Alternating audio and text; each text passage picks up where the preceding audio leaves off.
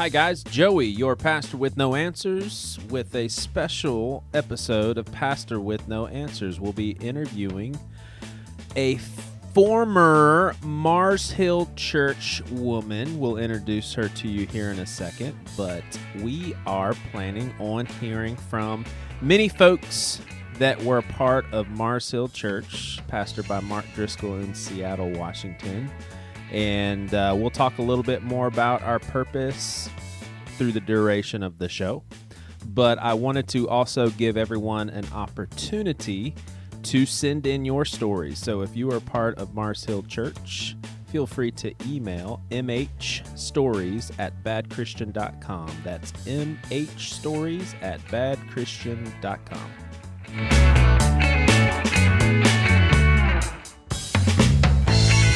All right, so we're here with Jennifer Smidt, and did I say that correctly? Yes, you did, and Jen is fine. All right, Jen. And Jen, thanks for sharing some of your time with us and diving into, I'm sure, a lot of painful things. And that's kind of, I want to start with your pain. How about that? Now, you know, what kind of emotions at this point happen in your mind and in your heart when you hear Mars Hill Church or you hear Mark Driscoll? You know, how do you process that? Well, the first word I think that jumps to mind is anxious. Yeah. Is raw, is passionate, is and then I think a little bit of shame actually, because I feel like I should be done. It was going on. So May will be 3 years since Phil was fired and our family was kicked out of the church. Yeah. And so shame actually is also a predominant emotion, because I have just a real conflicting feelings about I should be over this, and yet every single time, without fail, when we are in a group of people, unless they are complete strangers, somehow Mars Hill Church comes up. Wow. There's some comrades that we really went through war with that we purposefully talk about it with, and then it comes up tangentially we're at our Anglican church and someone notices that we know somebody, and it's just, we can't escape it. Yeah. So I guess I feel also like it's time to heal. I've done a lot of healing in my heart, but It is time to contribute in whatever way I can to a bigger conversation and be honest without in a dignified way. Yeah, definitely. Now, what in your opinion would have held you back this time 6 months ago? Like if someone said, "Hey, you need to talk about this," what would be your response to that as to why you weren't ready? Fear. Yeah. Fear. And also, my husband and I are very different people, and he has a different take on how he needs to and wants to process this. So honestly, some healing in terms of just my own sense of self, and that I can make a different decision. I can be on a different timeline as my husband. And that was, I am a separate individual. I'm a female with a voice, and I don't need his permission. Right. In fact, we were married almost 24 years ago, and we were actually cringing at the fact that we had that phrase where I said to him, "I will obey him." Right. And we kind of laugh about that now. There's just, I probably will refer to my therapist a lot. Yeah. That 6 months ago, I was just beginning to realize it was okay to talk about myself and be honest and have a voice. Right. I mean, your husband has given you permission. He's in the room guarding over all your words, right? Yeah, absolutely. Well, give us a little Cliff Notes version of just how you guys got involved at Mars Hill and just the progression of him working there, and then how everything crumbled. Yeah. I will attempt to keep it concise, because an 18 plus year story is tough. We were newly married in 92, 90. We were going to Antioch Bible Church, and we had heard of Driscoll. We hadn't met him, but And we heard through mutual friends of a church plant that this Mars Hill thing was happening. We didn't feel totally at home at Antioch, so we decided to give it a shot. So spring of '96, we started attending. We're drawn in by Mark. We're drawn in by the vision. We're drawn in by something different. And this is literally what, a couple months after it started? Wasn't it 96 when Mars Hill was birthed? Yes. Yeah. Yeah. So this is like 6 months or so prior to that. Okay. Gotcha. I was pregnant with our first kid, and they met up in this really hot attic room, and I honestly couldn't even go half the time so Phil was there. We were feeling like we were going to be a part of this. Mars Hill had its first official launch service in October of '96. Yeah. And our first child then was born November of '96. Wow. So he carried for the 18 years that we were there. There's a picture of him in one of Driscoll's books, a picture of our family. He was the first baby born at Mars Hill. Wow. And that was, both, for good and for bad. That's so you're speaking of a perspective of someone who was actually very close to Mark Driscoll and the Driscoll family, I'm assuming. Yeah. Me closer to Grace than Phil, Mark, and our kids were very close. Yeah. Gotcha. Okay. So, so I, honestly, those first few years, probably, I was kind of sketching out a timeline this morning because there's so much, but 97 through about 2006, we're involved at one point, and loving it. Really, I mean, we had deep friendships and a wonderful sense of community and honesty, and it was really a special time. And it was so much good all the way through. There certainly was good, but we were raising kids. We were also the oldest couple at Mars Hill for quite a while. So there was a lot that went on that we were kind of just raising our family. At one point, Mark said, "Hey, I'm really needing some elders." And so on the way home from church, I'm like, "Well, Phil, what do you think?" And as I was reflecting on it this morning, I realized what's actually true is that I wanted to be an elder. I'm a visionary, and I wanted to somehow help contribute and grow and lead it. And I knew as a woman, I couldn't do that. So I pushed Phil, and he's like, "No way. I'm not interested." Several years later, God put on his heart probably a year before to consider being an elder. And he didn't speak to me or anyone of it for 6 months. And then another elder kind of encouraged him, pushed him along, and he just couldn't shake it. And Phil's not that kind of guy. I'm impulsive. He's careful. Became, at Mars Hill, it was always, you've got to nominate yourself. You've got to feel called, and we train the called, not call the trained. Right. So he did 4 or 5 months of one-on-one and in a small group with Driscoll, just listening to Driscoll talk. And then he was installed as an elder. That was like 2006. Yeah. So we were enjoying it. That was great. We had some major marriage work that needed to be done. We sat down with one of the elders in his elder assessment, and I had a past, a really intense past. Phil didn't. And anytime I wanted him to talk about it, he was like, "Yeah, Jen, I love you anyway. I forgive you." And I'm like, "You don't even know what you're forgiving me for." So confronted by an elder, and really some amazing stuff in our marriage that happened.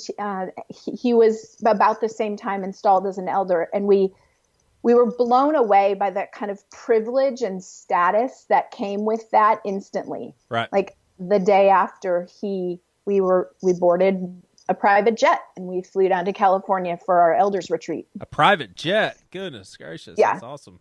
Yeah. Let me stop you right there and ask if someone at that time, so let's say 2006, 2007 or so, at that time, if somebody were to come to you with some skepticism about Mark Driscoll and, his teachings about male headship and just, or like going after Mark Driscoll pretty much theologically and just as a person, how would you have responded at that point? I would have defended him. Yeah. I would have said, and believe me, I've thought about this so many times. I think we craved and appreciated being told what to do, being given some kind of black and white. This is how it looks, and this is how you can follow, and how you can. I would have defended him. Some part of me would have wanted to say, but I'm not sure. But already at that point, we were pretty dominated kind of by the fear of speaking out, of realizing that there were consequences to that. So I would have, I cringe now at the way I would have answered then. Yeah. So there was early on, though, something deep down saying, I think all this is legit. Like, I think this stuff is what he's teaching is true. Yeah.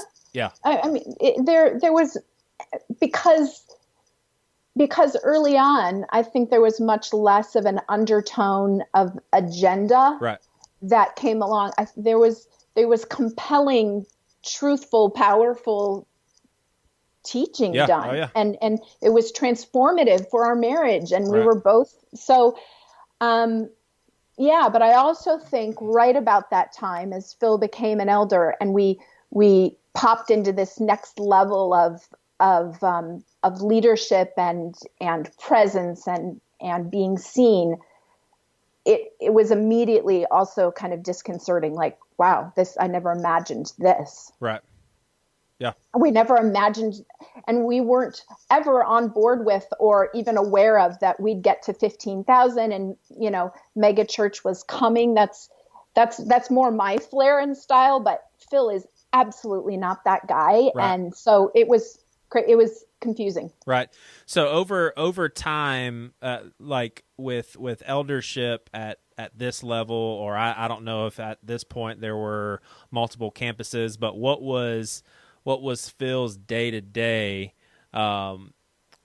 involving Driscoll? Like, was he around him pretty regularly in meetings, or, was his position kind of more removed from Mark? Yeah. So Phil is like he entered in, was like when there were 15 elders. Right. So it was a small group at that time. We met at their house. The wives met in one spot, the guys met in the other.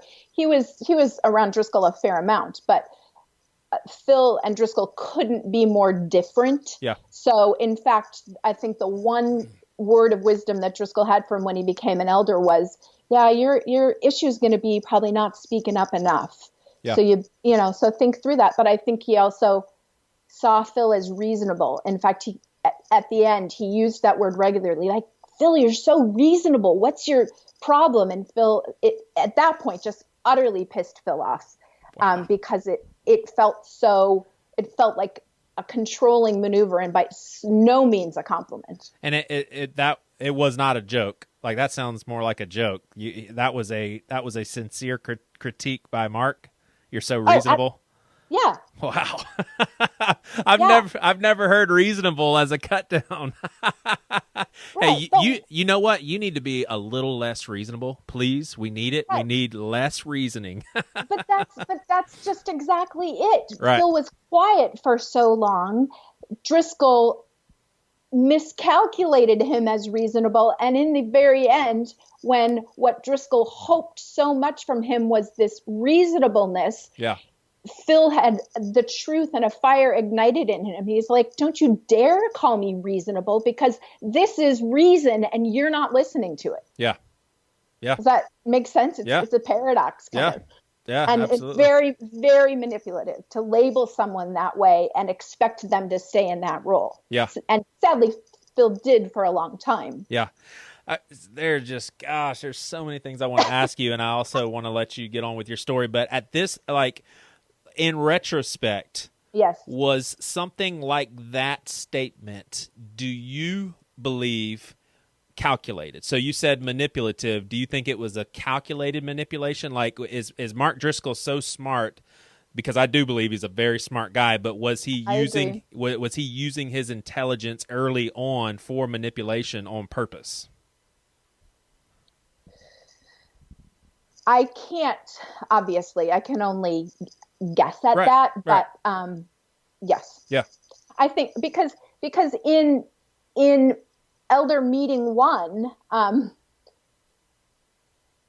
Phil was in the room, and completely out of left field, Driscoll, and he hadn't even spoken, completely out of left field, Driscoll zings at him and says, well, they were discussing whether or not another man should be brought to the elder board, and completely out of left field, Driscoll turns on Phil and says to the elder who, what did they call it? Sponsored him, said, well, you brought this Phil guy in, and all he's good for is counseling. So I think he saw him as not a threat, which was fine, but really not an asset necessarily. Right. Just, so I don't know if it was purposeful. I believe it became more and more calculated as things continued to grow bigger and power inflated. But I do believe early on that he thought through even those moves. Yeah. So obviously Phil wouldn't be this guy, but was there anyone that, in your opinion, was there anyone that Mark Driscoll purposely invited into his life to push back and at this point say, hey, Mark, seriously, dude, you can't say stuff like that, man. That's just a little too overboard. Or, hey, Mark, did you think about such and such, man, what this could mean? I think the people, was there anybody in his close quarters that could have those sorts of conversations, in your opinion? In my opinion, early on, one of the other founders, Leif Moy, I think did that, and then has his own story and fell away and wasn't, by this time was either gone or close to gone. Yeah. I don't know if you know this, but Jamie Munson is my brother. Okay. He was super young. I mean, he moved out to Seattle to live with us. We introduced him to Mars Hill. Right. He was then the executive pastor for a lot of years, very close to Driscoll. I believe that Jamie actually, even though he was young and that's all his story to tell, but I actually do believe that Jamie provided a bit of a buffer and a balance. I don't know how much Driscoll listened to him, right, but I believe that he wasn't, I think he believed that he had a role to buffer some of Driscoll's plans and delusions. Yeah. Did your brother write the financial book? I think there was a Money. Yeah. Okay, gotcha. Yes, gotcha. he did. Yep. I knew that name from somewhere. Okay, let me let you get back to your story. So I think we're in 2006, 2007. People are speaking into your marriage, and I had one of the infamous demon trials with Driscoll. Oh wow! Tell me more. Shush. We could be here for hours. Yeah. I'd say that I'm an easily, I'm incredibly passionate and emotional. I think some of my shame comes from the fact that in some ways I'm actually quite a bit like Driscoll. Yeah. We did not have the marriage where, the guy was type A and kind of like Driscoll, and the woman. So we always had kind of conflict and a hard time finding our way. Right. I think we did very well in the end, but so I'm just struggling a lot with, I have had a lot of physical ailments, like 18 surgeries. Our marriage is struggling. I'm hearing, according to the diagnostic assessment, I'm hearing voices. They must be demons. Phil is utterly skeptical, but I'm hearing from both Mark and Grace. In fact, a direct word from Mark at one point, Jen, your ministry would be so powerful if you would stop believing lies. Wow. So seed planted. Grace told me she thought it would be a good thing. And so I'm like all on board. I want to be out of this torment. Let's go, Phil. And it took him some months. He finally sat down with Driscoll and said, okay, what is this thing? I'm really skeptical. Driscoll said, do you trust me? And at that point, Phil said, yeah, I guess so. Let's do it. So we met for several hours. He spoke, he asked, questions of me about generational sin. And I have a pretty intense story of childhood sexual abuse. Yeah. And, he called out the demons within me. And I will say honestly that I think I felt like I was performing a little bit. Yeah.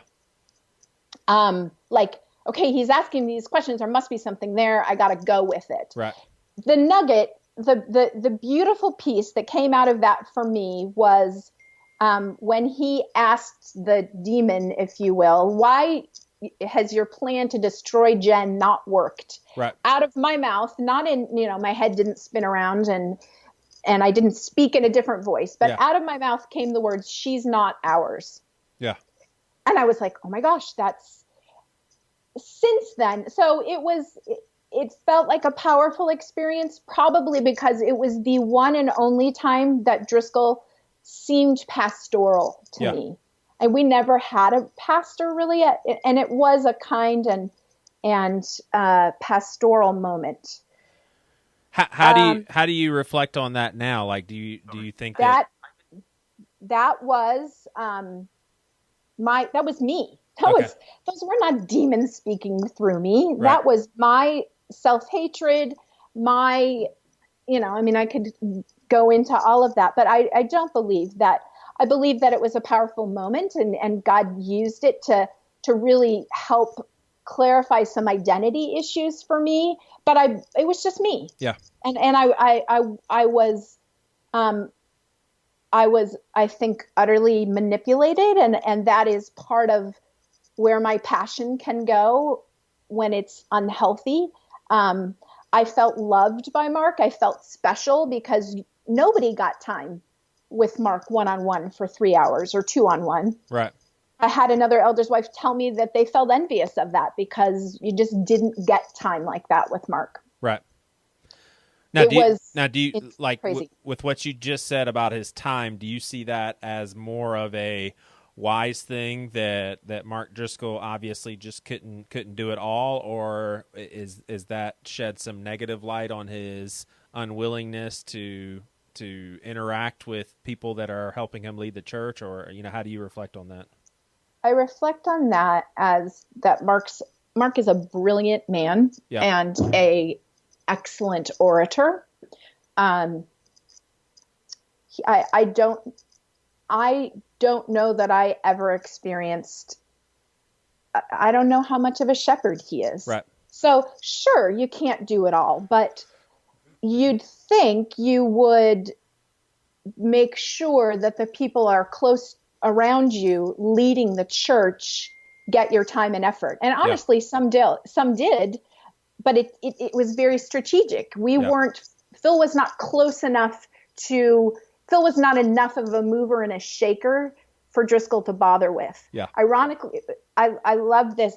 What Phil had was relational authority, and Driscoll and the other more outspoken men had positional authority. Yeah. And in the end, Phil's relational authority was, as my 10-year-old daughter at the time said, wow, Mom, it kind of seems like Dad was that final Jenga piece that when you pull it out, things start to crumble. Wow. And not because he or I were anything special. We spent time with people, and he had relational authority.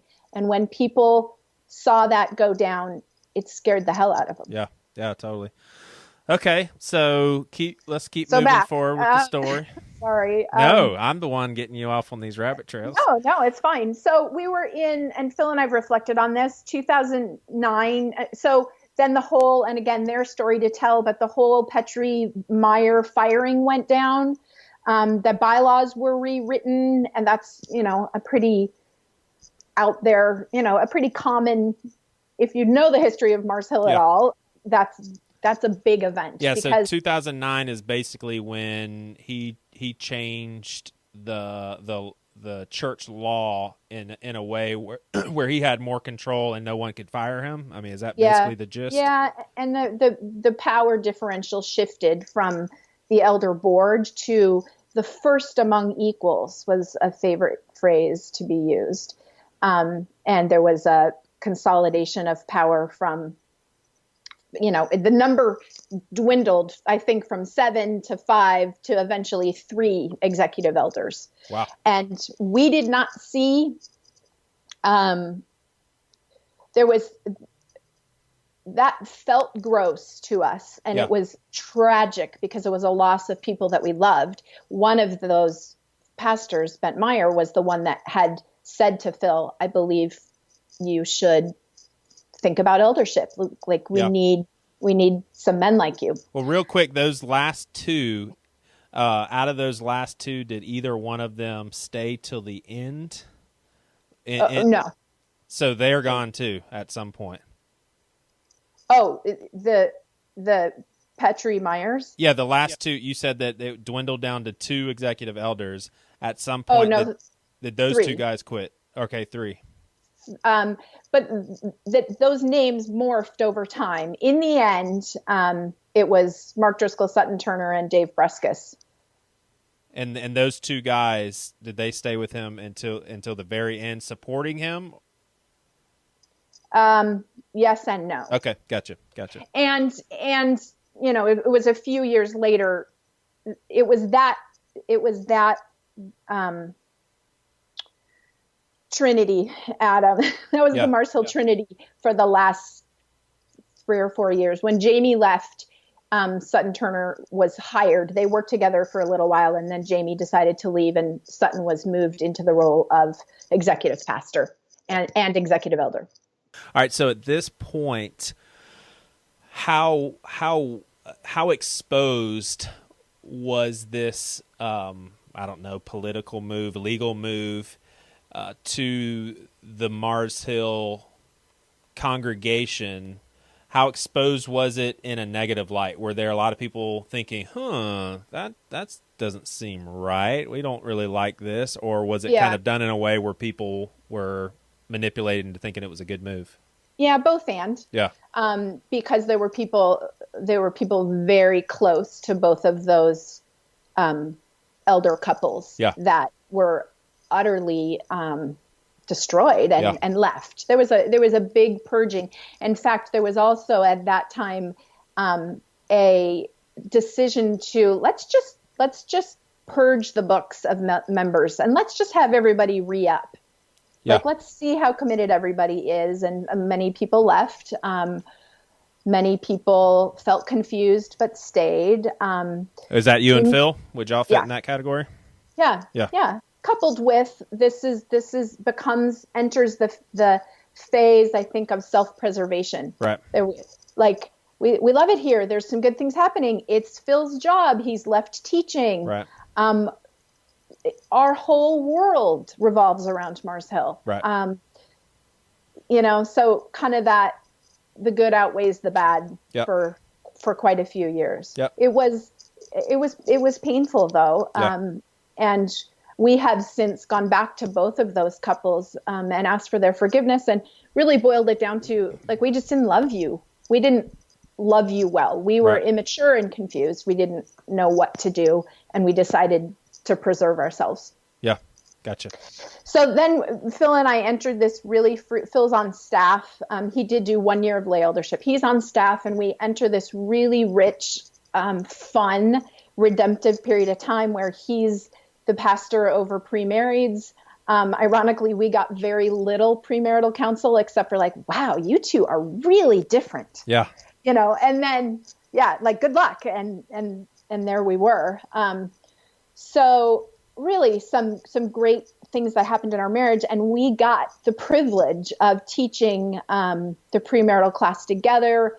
We wrote a curriculum. I started really kind of discovered this love of writing, and I was contributing to the Mars Hill blog a lot and to Resurgence. It was a fun and rich time. it was a bit scandalous and kind of because I taught the men Right.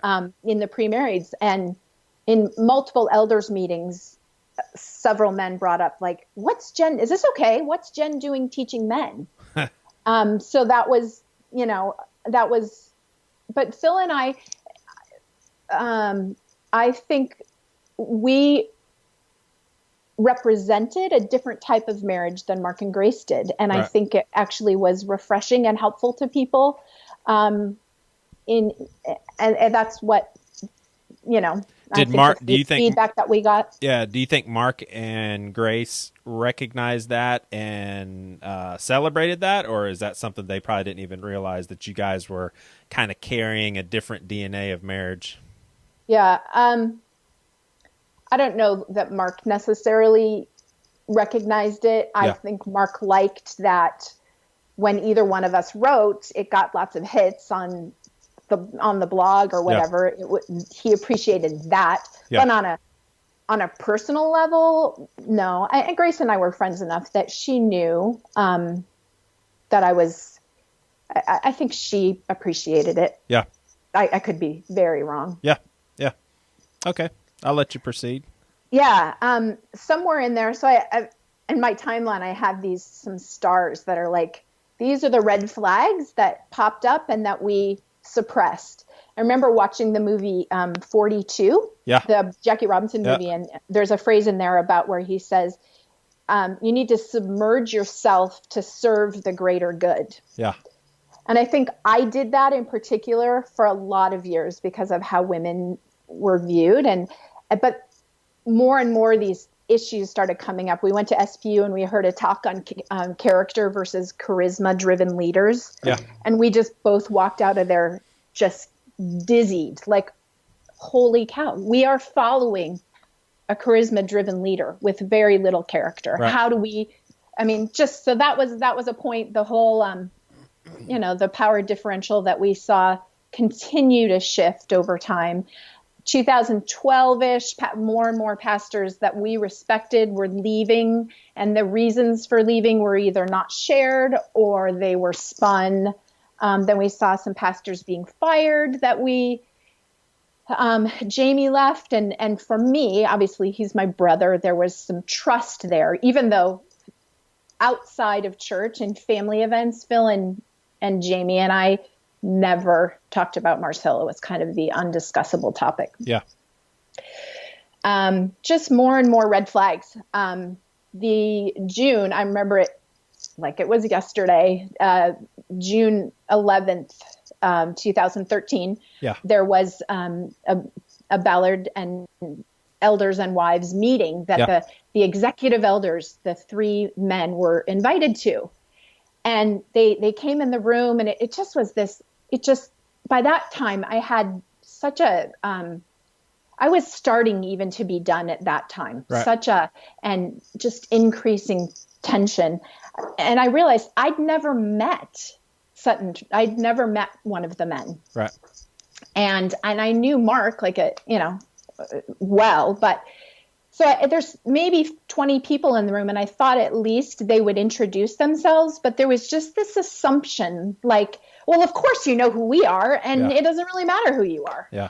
And so I felt agitated about it. So in true Jen flair, without calculatedly not saying anything to Phil, because I knew he would stop me, I went over to the man I hadn't met, Sutton, and introduced myself and started talking. And he was a little vulnerable about some things and kind of real. So I took that as an invitation to be so also. And I said to him, man, we've been here a long time, and we really have seen a lot of changes over the years. And at this point, I'm feeling like Mars Hill, the church, and Mars Hill, the business, are two really separate entities. Yeah. And I said to him, Mars Hill, the business, may not need men like my husband, but Mars Hill Church certainly does. Yeah. That's such an important distinction. Yeah. And I had this like rush of adrenaline, like I felt very brave and bold. but I also felt scared to death. I told one of my closest friends that I'd done it, and she was really like, holy cow, Jen, good job. I'm terrified for you. Yeah.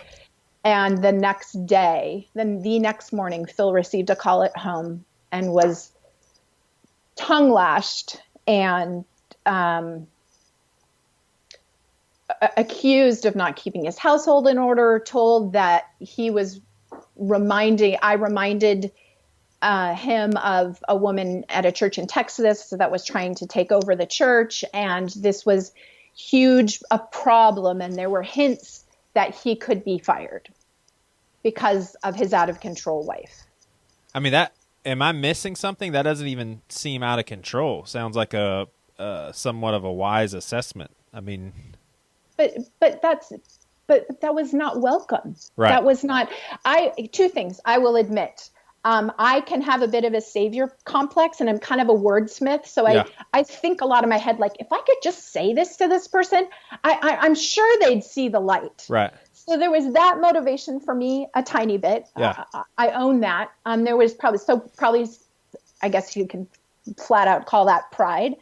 I also believe that there was some real courage and bravery in that to say what I was feeling. And mind you, this is a place that I loved. Right. We dedicated so much of our adult lives to it. Yeah. And I'm not the kind of person who will go away quietly. Right. So, and my timing was bad. I will admit that too. My timing was bad because the three executive elders, after eating some pizza, were going up on stage to address the Ballard congregation. So my timing was not good. Right. But I did not yell at him.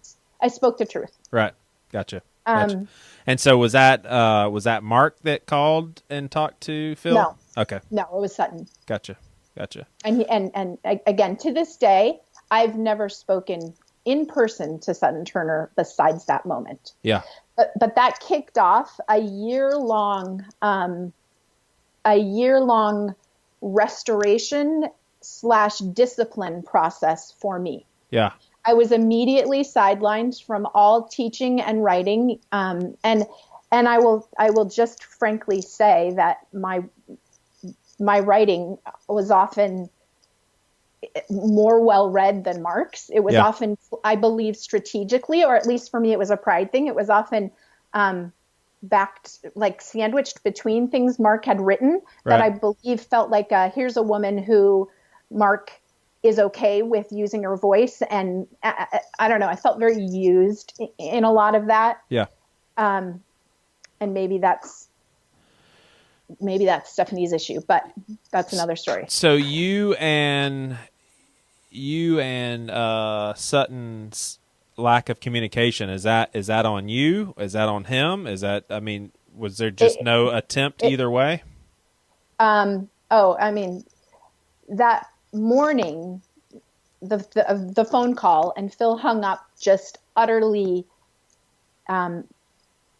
terrified of losing his job and angry at kind of the light that I was cast in. Yeah. It kicked off this email text loop between the lead pastor of Ballard, who was Phil's boss, and at least two of the three executive elders, talking about my sin of ministry idolatry, that I needed to be silenced and backed away from.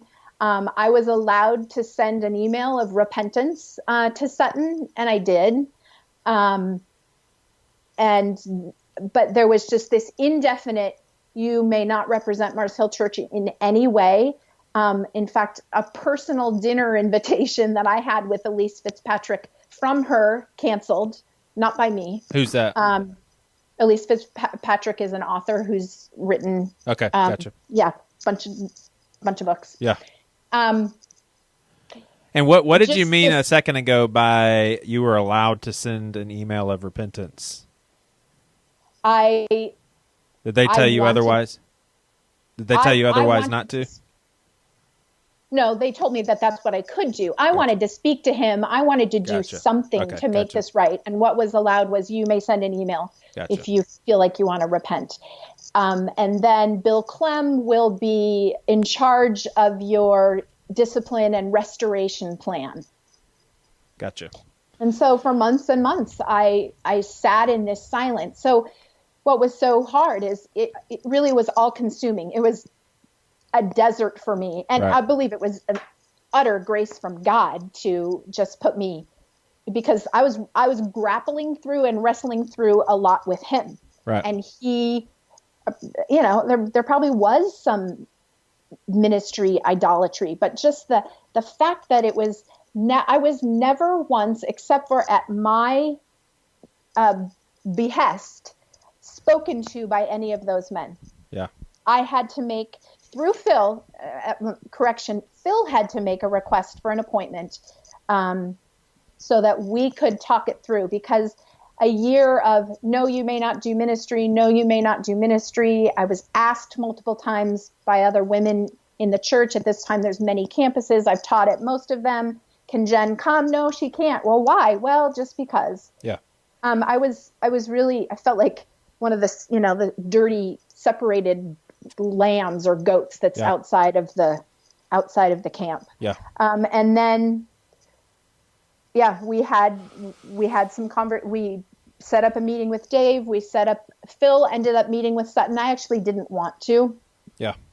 And then we ultimately had a meeting with Driscoll, because about 11 months, all of a sudden it was like, oh, you're fine. You can, go teach, go write. We want you. Right.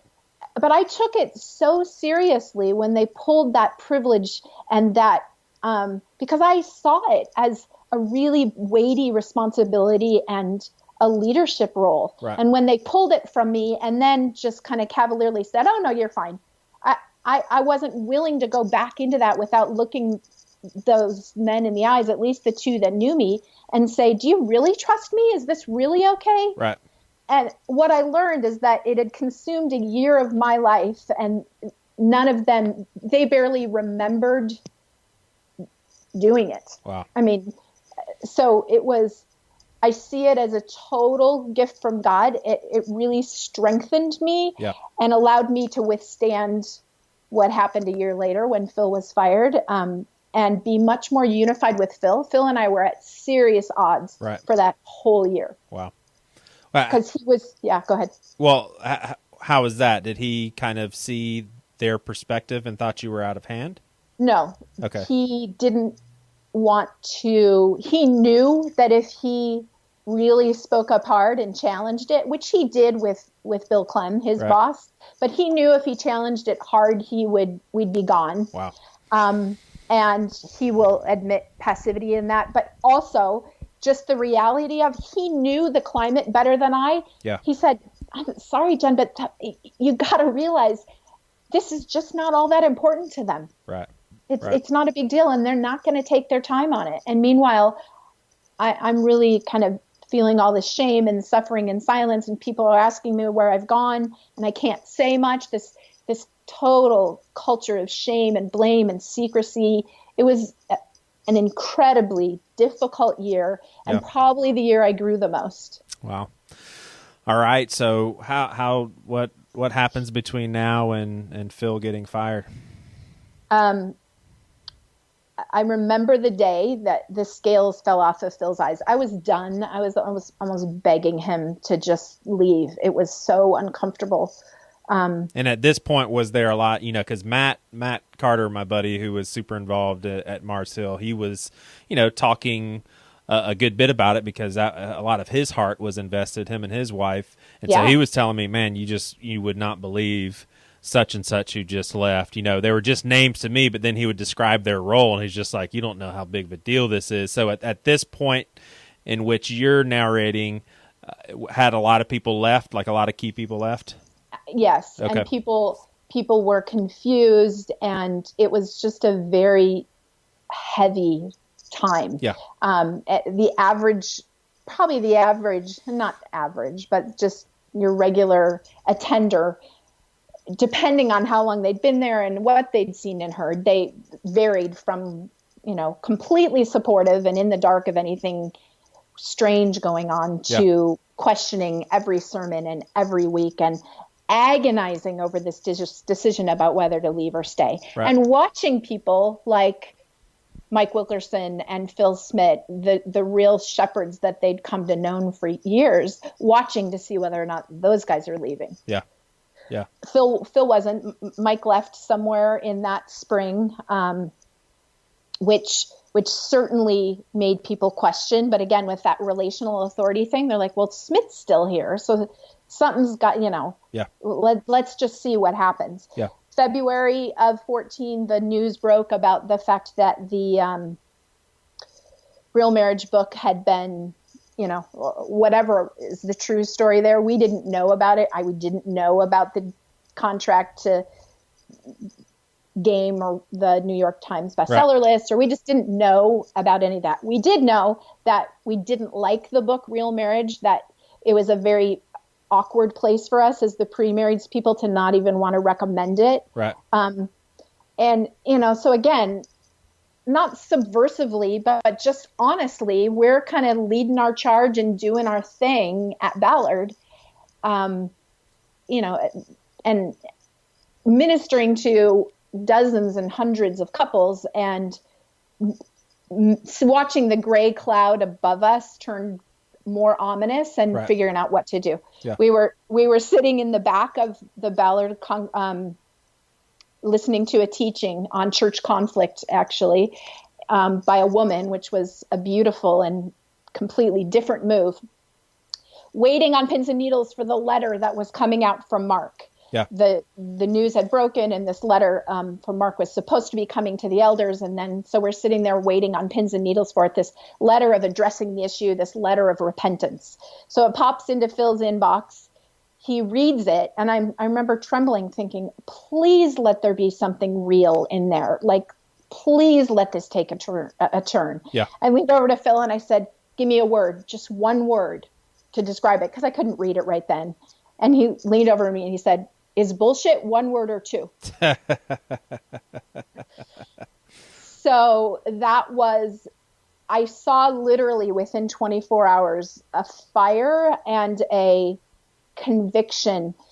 Phil is a man who doesn't speak much, but when he finally gets to a point of, I cannot live with myself and do nothing less, that switch flipped that day. Yeah. We committed we went away for a weekend. And again, this is my husband's long-suffering nature. He said, Jen, we're staying till Veterans Day. Yeah. Veterans Day's in November.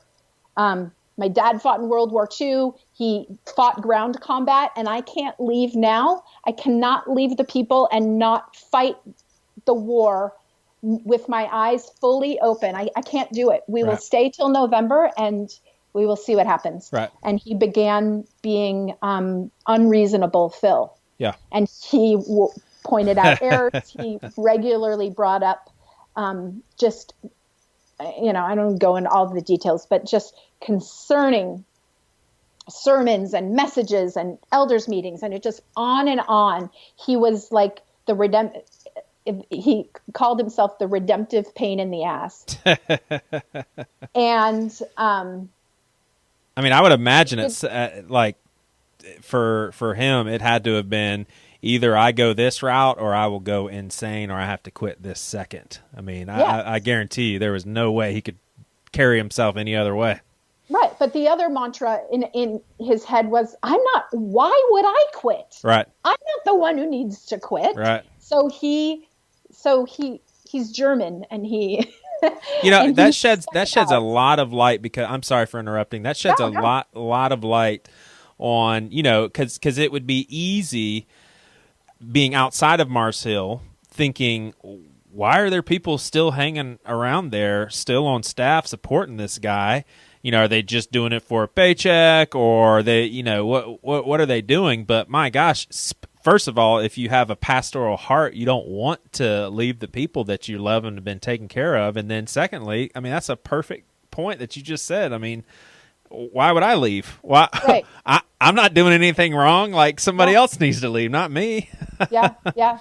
And I will say it was just pure agony for both of us for many, many months, because we saw this thing that we loved, and we both kept saying, the story is often that it doesn't turn out well. And we were just hoping and maybe idealistically grasping for a different ending, right. a redemptive ending that we could be a part of. And it just didn't happen. Yeah.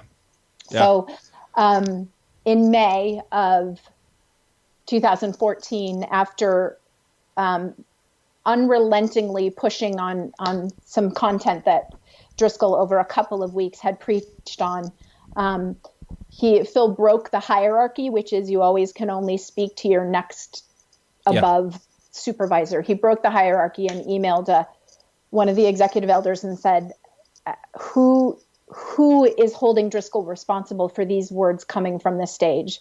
And he got have you talked to your local supervisor about this? Right. And that local supervisor that night came to his office and said, you got a decision to make. You either have got to pledge allegiance in writing to kind of basically Mark, the executive elders, whatever, or you're just not on the team. And is that your choice of words, or did they actually say pledge allegiance? I can't. Right. That's fine. It was more a, we need a statement of trust. Right. At this point, it was so much about trust. And there was a lot of imputed trust, because if your boss is trusting their boss, then that means you need to trust their boss also. Right. Imputed trust. It was maddening. All right. So your husband, longest standing member, along, with you, 10-year employee, and basically was given that decision. And what did he respond with? He said, I'm not, I think it was then where they're like, well, I'm really not the one who needs to leave. Right. That was a Wednesday. There was a series of a couple meetings with his supervisor. He texted me on a Sunday and he said, Jen, I think he was feeling overwhelmed. This is our community. This is our church. This is all our friends. This is our paycheck. This is our life. Right. I'm waffling on this. I know. What do you think? I want to care for you and our family. And I texted back 4 words that galvanized us and that forever in our marriage will cause us to chuckle. I texted him back and I said, make them fire you. Yeah. Because I was like, we've come this far. Yeah. And why would we back down now? I don't know. So it was, and he will say that he saw a strength in me that week that really, it was beautiful. We worked together in a way, but I think had I not gone through the stripping of kind of my ego and my Mars Hill love the year prior, I don't know that I could have done that. So it was cool. In the end, we never would have left the people. So we see it in some ways as I was sitting in the back of the Ballard building. So he's been fired. 2 days later, he's in the middle of teaching classes, counseling couples, told he cannot come back. He cannot speak to any of them. All of that just gets ceased in a day. 2 days later, they said, come pack up your office. And that morning he was going to go. And I said, I am coming with you. I want to support you. And we sobbed for probably 3 hours, packing books and packing his office that he'd been in for years and years. And I went downstairs into the auditorium, the sanctuary, and it was pitch black. And there was one door to the upstairs open and light was flowing into it.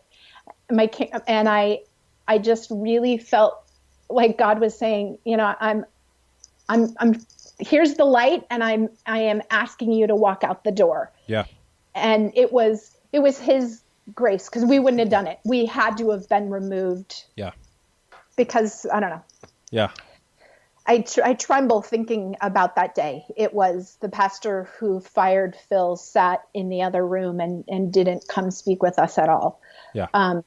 Mark or Grace at this point, she had cut me out of her life after the incident where I dared to speak to one of the 3. So I mean, if I pause for a moment, I will. It was the hardest day of our lives. Yeah. It was brutal. Yeah. You invested everything. I mean, yeah. And we couldn't even go to church that Sunday. Right. My kids had never known.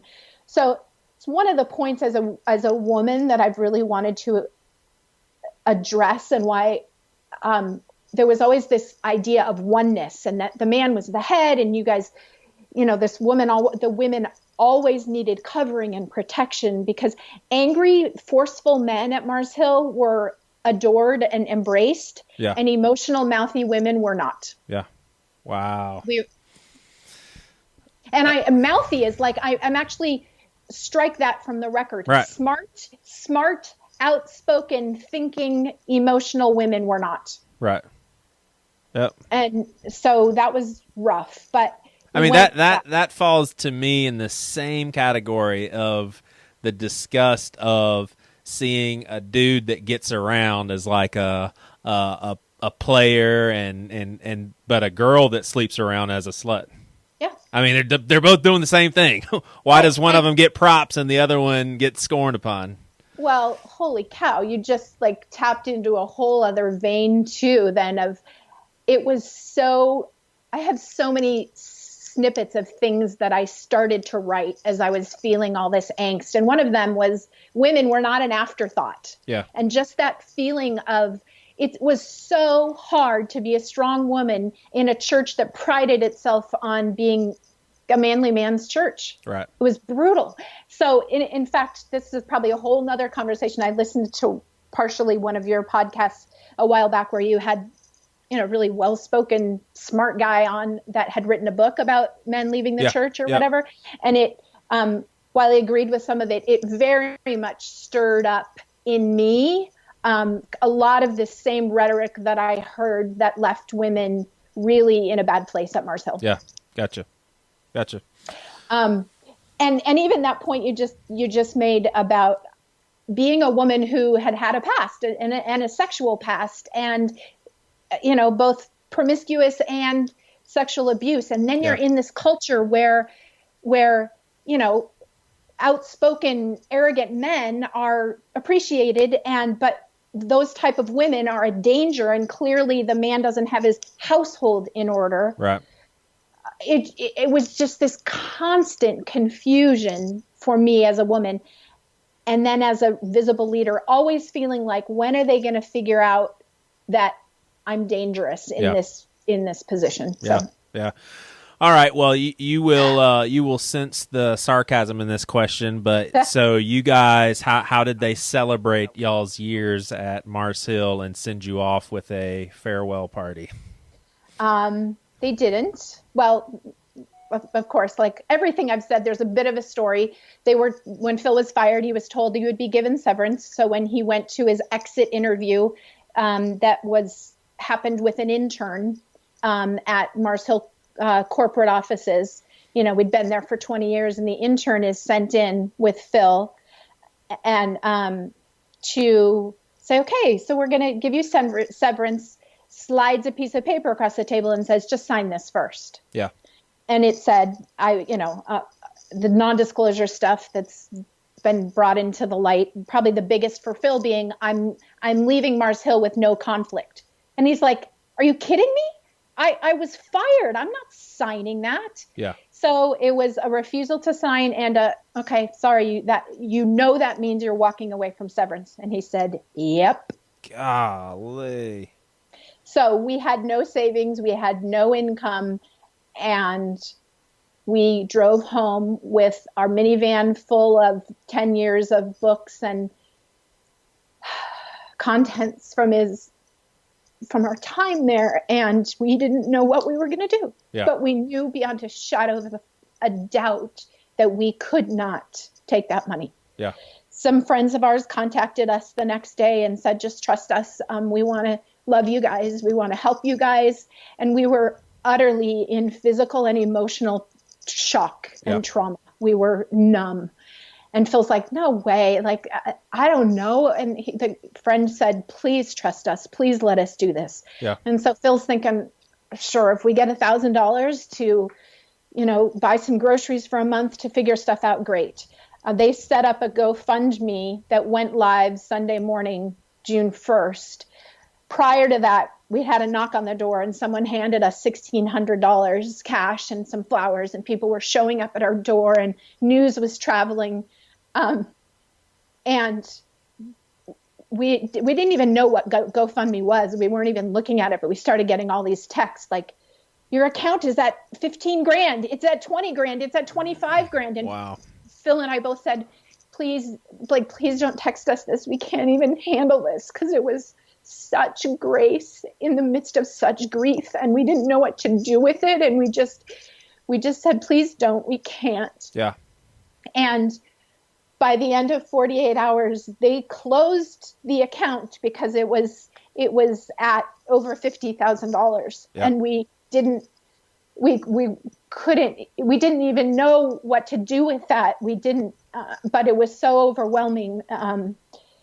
And there were hundreds, honestly, to this day, I haven't been able to read what people wrote to us on the GoFundMe site, because it's like such a solidification of the loss. Yeah. But and Phil keeps going, Jen, just read it. And because it's amazing, there were hundreds of people that we just, I'm sorry, No.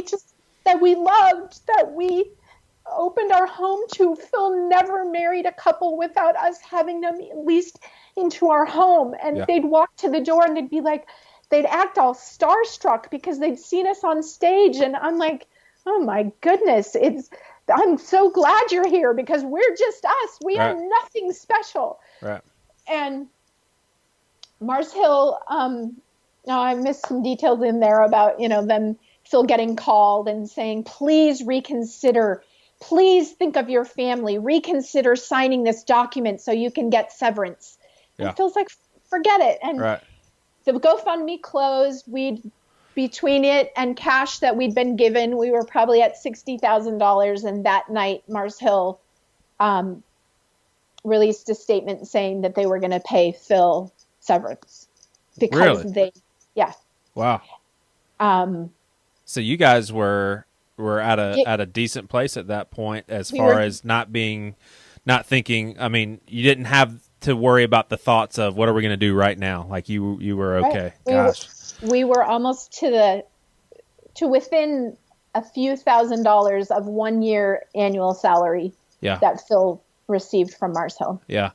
I mean, isn't that beautiful though, when you, obviously that's a given, but if you think about how a church on the outside was dissolving and how y'all's hearts were breaking, and yet you cannot destroy community. Like you cannot destroy love between people. I mean, that's just, you look up Mars Hill Church and there is a beginning and an end now, and yet there's family and community and friendships that is never going to be put to rest. I mean, it's beautiful. Oh, absolutely. And it's overwhelming, having been there from the beginning and being a leader. There was this real sense of, I knew, and more accurately was known because I was kind of visible. Yeah.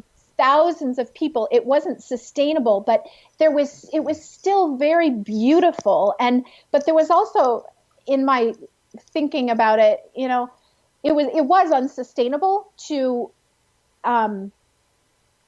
feel like you could be connected with or follow hundreds and hundreds and hundreds of people. It was humanly impossible. It was one of the setups of Mars Hill.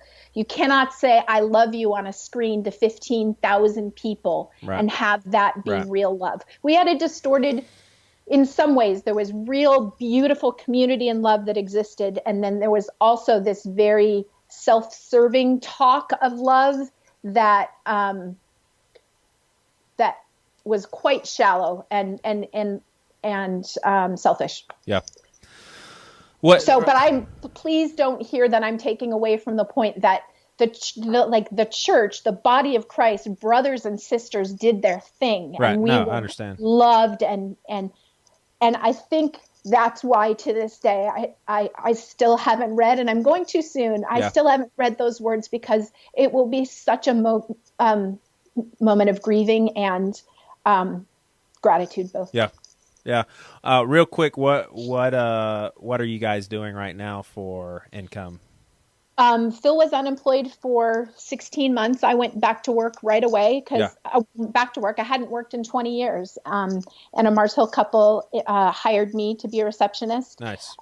Phil looked for work and finally went back to teaching. He's a special ed teacher and he's damn good at it. Awesome. Really amazing. He jokes often his classroom is 7 autistic students, and it's no less important to God. He misses teaching. He misses being a pastor. It's still a very, very difficult point for him. And I work at a school too. I moved from my first job to working at a school so that we could have the same schedule, so that we could have some margin in our life, and so that we could create a life that didn't have to constantly be talking about Mars Hill. Yeah. We have 2 kids, and we have 2 boys in college. We have a girl, a freshman at the local public school that we did on purpose. Like, we're living outside the bubble. Yeah. And figuring out life. Yeah. Well, the last question I have for you is, so I'm looking at it right now, thetrinitychurch.com, and it's Mark Driscoll's new church, seems to be doing fairly well.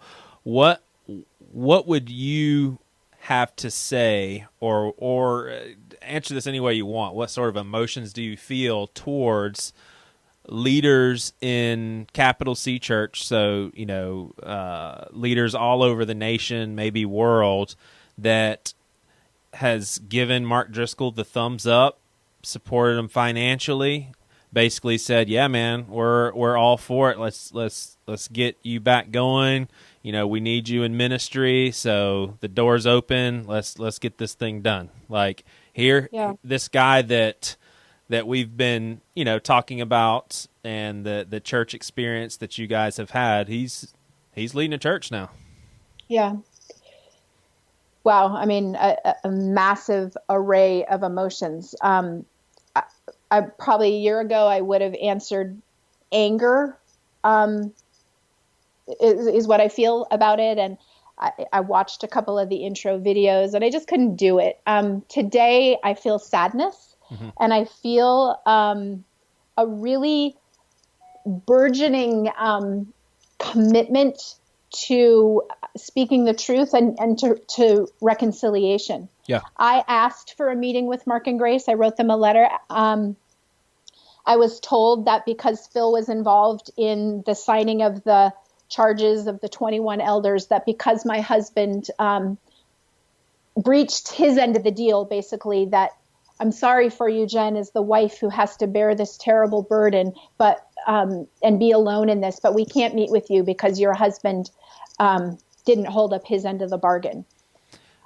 Once again, just not treated as a human. Right. That sounds secret society. That doesn't sound like friendship. I mean, do you think deep down inside, I mean, the only thing that I can think of to try to give them the benefit of the doubt is, do they think that having a conversation with you would hold back progress of what God wants to do in ministry? I obviously don't believe that, but do you think that's what they're thinking? Like, no, we got to keep going forward. There's too much opposition. The devil's against us, and we just got to keep going. We can't talk to, people that have signed that. There's spiritual implications. I mean, I think that's all pretty accurate. Yeah.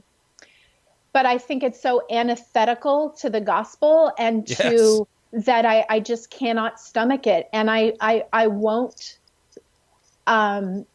stop hoping for. I used to honestly have so many dreams and nightmares at night, but the dreams, the good ones, were like from up above, this visual of seeing in this secrecy of night, and then the dawn came of elder couples walking into Mark and Grace's old house.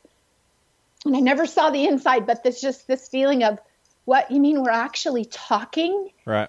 We aren't just leaving it at this. And you know what? There are I told you, I don't know if it was when we were recording or not, I told you that I really truly believe our country is so divided. Reconciliation is a term that is straight from the Bible, and I think it's pathetic and grievous and sad and cowardly of us as Christians that we can't meet in a room and talk about this. There was never the opportunity at Mars Hill to pause, pray, and look back and rejoice and grieve at what went well and what didn't go well. Yeah. It was always a pressing forward, and it's so arrogant and unrealistic.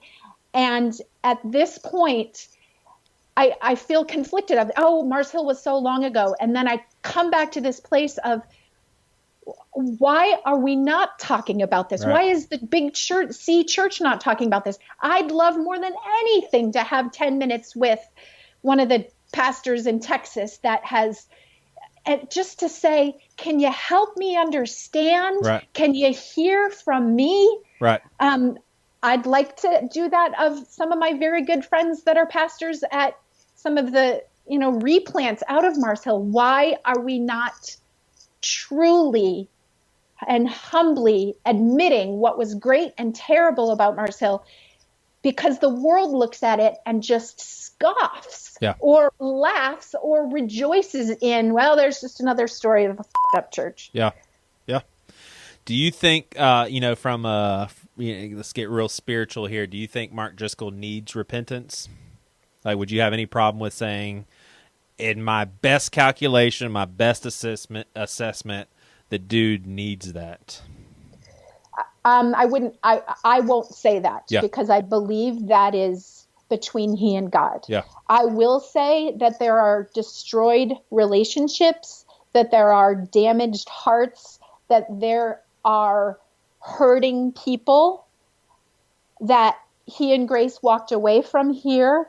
And I believe it would show a truly changed man and woman and a true heart of the gospel if they actually would, whether in private or publicly, and because I am who I am, I would prefer it to happen and then be spoken to the world, yeah, that they would, that we could come together as the family of God and figure some stuff out. Yeah.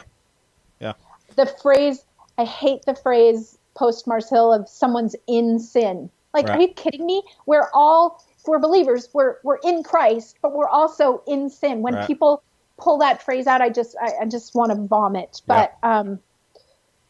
So yeah, those are some of my thoughts, and I don't know what my part in it is. Right. And Phil and I have different ideas about that, but I'm kind of done with being silent, and yeah. I have a part to own in this too. Yeah. So. Yep.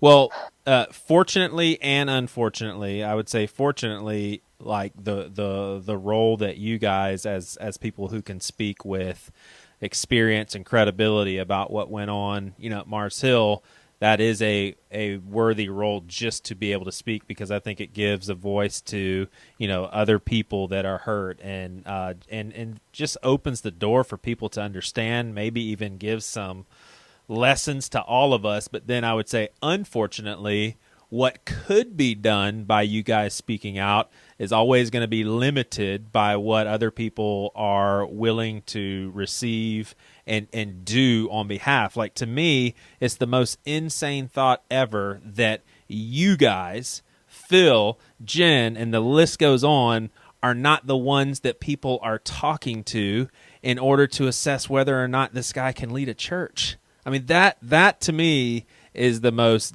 devastating thing about all of this, is that the people that were on the very inside of leading Mars Hill Church are the ones that were not talked to.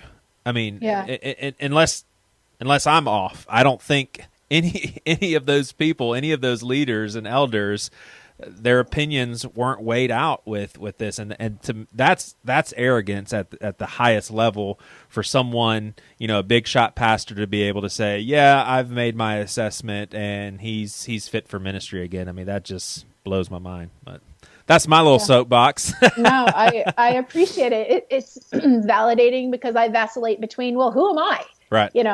To, dang it, I lived it. Right.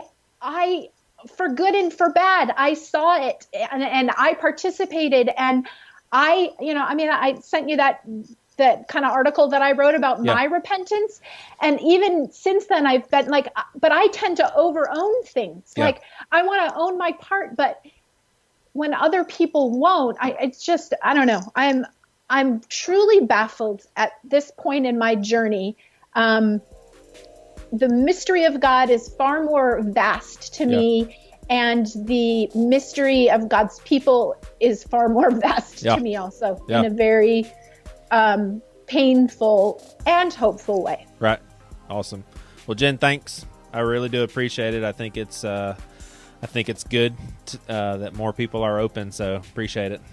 Absolutely. Take care, Joey. Thanks. Awesome. Thank you.